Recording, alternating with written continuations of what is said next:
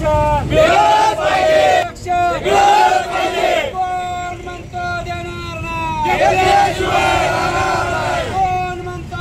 हक्के साहेबाची जीभ हसड आणि हसडून तर नाहीच दाखविली आणि हा कार्यक्रम सुद्धा बंद करून दाखवा. आमचं चॅलेंज आहे तुम्हाला, तुम्ही हा कार्यक्रम बंद करून दाखवा. तुमची लायकी तुमची जागा आम्ही तुम्हाला दाखवू. हा फक्त बोलणार आहे, हा काहीच करत नाही. आणि शासनाला विनंती आहे, यांनी जे ओपन समाजाचे सर्व आहेत आमच्या ओबीसी, एकाही ओबीसी बांधवांनी कसलाही विरोध केला नाही, त्यांच्या मोर्चाला विरोध केला नाही, त्यांच्या बॅनरला काळं फासलं नाही, काही विरोध केला नाही, सहकार्य केलं. आणि आमच्या ओबीसी बांधव जे मोर्चा करतायत, आंदोलन करतायत, आमच्यावर हल्ले होत आहेत.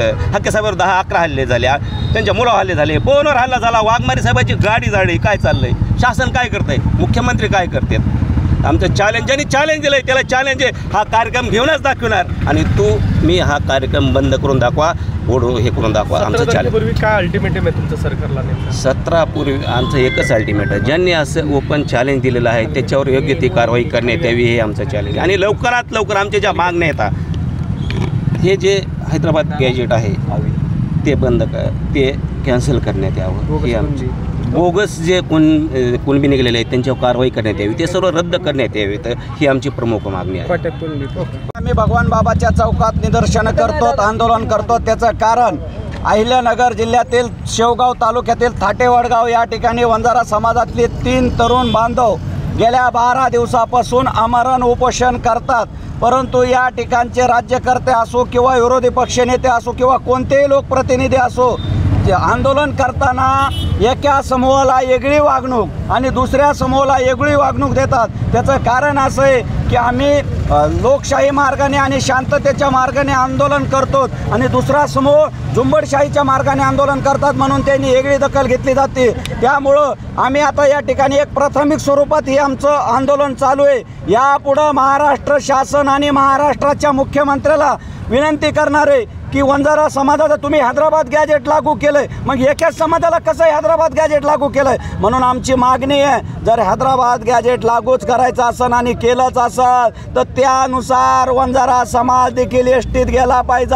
आणि दुसरी मागणी आहे, वंजारी समाजाला एक स्वातंत्र्य महामंडळ मिळालं पाहिजे. आणि हे जर नाही झालं तर आम्हाला एक माहिती मिळाली की रात्री उपोषण मागे घेतलं आहे, म्हणून आम्ही एक थोड्या स्वरूपात या ठिकाणी आंदोलन करतो. परंतु आमच्या मागण्या येणाऱ्या काळात जर मागण्या मान्य नाही झाल्या तर बीड जिल्हा नाही संपूर्ण महाराष्ट्र आम्ही बंद करणार आहेत. कारण आता आम्ही महाराष्ट्राच्या मुख्यमंत्र्याला आपल्या या माध्यमातून सांगू इच्छितो की तुम्ही खरं म्हणजे एका बाजूला ओबीसी DNA वंजारा समाजाचं मतदान तुम्हाला सगळं पाहिजे, कमळ पाहिलं की आम्ही मतदान टाकायचं, आणि तुम्ही आम्हाला या पद्धतीची जी वागणूक देतात, येणाऱ्या स्थानिक स्वराज्य संस्था, नगरपालिका असेल, जिल्हा परिषद असेल, पंचायत समिती असेल, खरं म्हणजे या मुख्यमंत्र्यांनी आणि या भारतीय जनता पार्टीच्या सरकारने जर आमच्या मागण्या मान्य नाही केल्या तर आम्ही येणाऱ्या संपूर्ण निवडणुकीत यांना धडा शिकवल्याशिवाय राहणार नाही.